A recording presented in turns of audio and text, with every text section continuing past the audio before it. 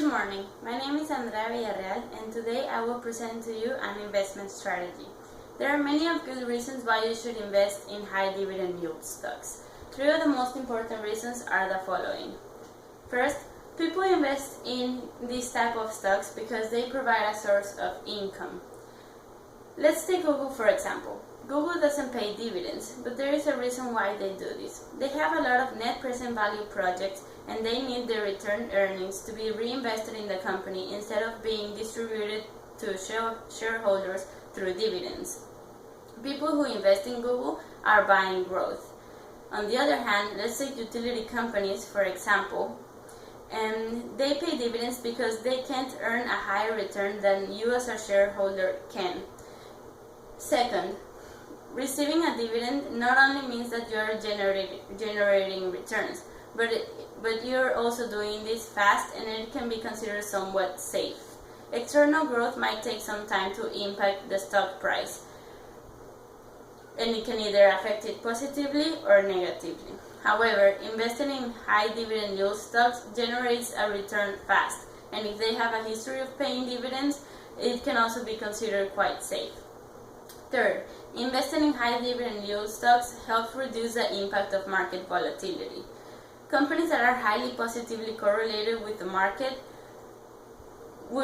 are in danger when the market suffers. However, if you invest in this type of stocks, you still expect the distribution of the dividends even when the market is suffering.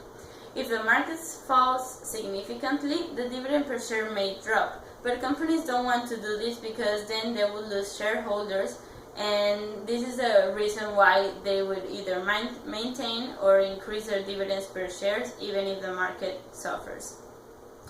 Some of the yields are considered too good to be true, which is why you as an investor don't want to look at the yield per se, but also look at their history of paying dividends, their stock price, and their current standing in the market.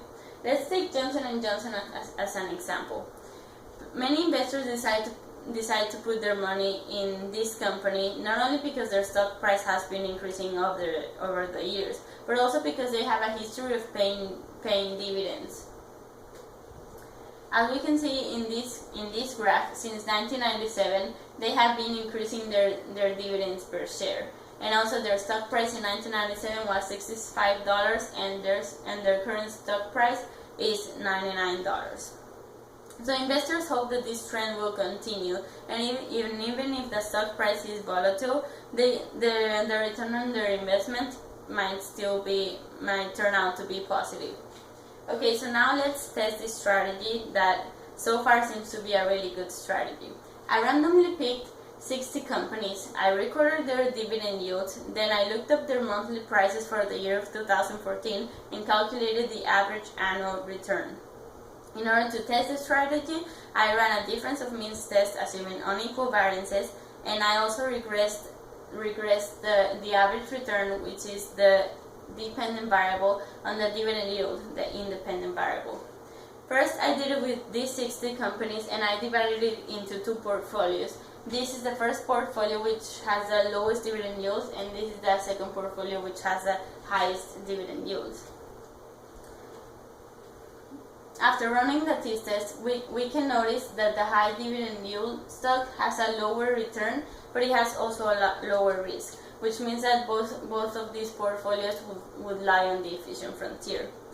But if we take a look at the t-statistic and at the total critical value, we can say that since the t-statistic is not greater than the critical value, the observed difference between the sample means is not convincing enough to say that the average return of the low dividend yield stocks differs significantly from the average return of the high dividend yield stocks. After running the regression, we can see that the slope is negative, which indicates a negative relationship between the average return and the dividend yield. And since the p-value is not below 5%, we can say that this relationship is not strong.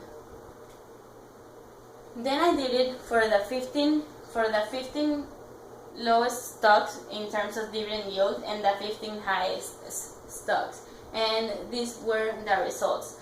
Now the slope is the slope was positive, but the p-value is still over 5%. And we can see this is the graph of the regression line. On the x-axis the dividend yield, and on the y-axis the average return. But if we take now a look at the t-test, we can see that now the high dividend yield portfolio has a higher return along with a lower risk. But since the t-statistic is still not greater than the critical value, it means that we cannot reject the null hypothesis. Now I did it for the 10 lowest stocks and the 10 highest stocks. The regression slope was positive again, indicating a positive relationship, and even though the p-value is significantly lower than the p-value of the 60 stock and the 50 stock portfolio, it is still over 5%. So, and this is the regression line of these portfolios. Now for the t-test, this yielded the same results as for the 15 stock portfolios, and the high dividend yield stock has a greater return with a lower risk. But since the absolute value of the t-statistic is not greater than the two-tailed critical value, it means that we cannot reject the null hypothesis of no significant difference.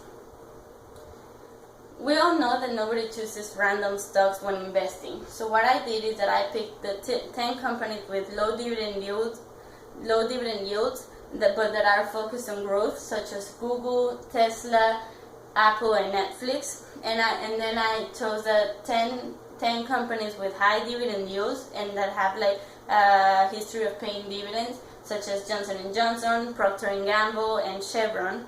And after all of these, most of these yielded a positive average return for 2014. And in this case, looking at these results, we can see that these both portfolios would lie on the efficient frontier. But again, the t-statistic is not great enough in order to say that there is a significant difference between the average return on the low dividend yield portfolio and the high dividend yield portfolio. As always, you should never put all of your eggs in one basket. Just as in this case, you shouldn't only invest in high dividend yield stocks because there is no significant difference between the average return on the low dividend yield portfolio and a high dividend yield portfolio. However, since the market didn't suffer overall in 2014, we cannot really tell that how good this strategy would be, because when the market suffers is when high dividend yield stocks are more productive. I'm not saying that you shouldn't invest in high dividend yield stocks. All I'm saying is that you should diversify and have some of this in your portfolio in case the market suffers. And this is everything I have for investing in high dividend yield stocks. Thank you.